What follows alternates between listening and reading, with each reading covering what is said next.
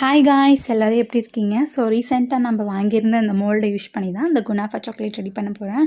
So first time kunafa trending ஆன டைமில் நான் அதை பார்க்குறப்ப எனக்கு அந்தளவுக்கு இன்ட்ரெஸ்ட் இருக்காது. என்ன பெரிய குனாஃபா லைக் சாக்லேட்குள்ளே போய் சேமியா மாதிரி ஏதோ ஃபில் பண்ணி கொடுக்குறாங்க. ஸோ அந்த அளவுக்கு டேஸ்ட்டாக இருக்குமா இருக்காதோ அப்படி தான் நினச்சேன். ஆல்சோ ட்ரை பண்ணுறதும் இதான் ஃபஸ்ட்டு டைம், சாப்பிட போகிறதும் இதான் ஃபஸ்ட்டு டைம். நானே செஞ்சு நானே சாப்பிட போகிறேன். ஸோ இந்த குனாஃபாலாம் ஏன் இப்போ ரெடி பண்ணிகிட்ருக்கேன் அப்படின்னு நீங்கள் கேட்டிங்கன்னா, இப்போ கிறிஸ்மஸ் வேறு வருது.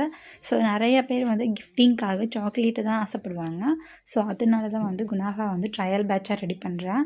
ஸோ டேஸ்ட்டை பற்றி சொல்லணும்னா டேஸ்ட் ரொம்பவே சூப்பராக இருந்துச்சுங்க. அந்த பிஸ்தா ஃபில்லிங், பிஸ்தாவோட ஸ்மெல், டேஸ்ட் எல்லாமே பர்ஃபெக்டாக இருந்தது.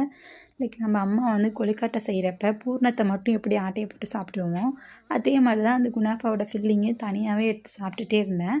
ஸோ டேஸ்ட்டு சூப்பராக இருந்துச்சு. என்ன மோல்டு மட்டும் கொஞ்சம் பெருசாக இருந்திருக்கலாம், அவ்வளோதான்.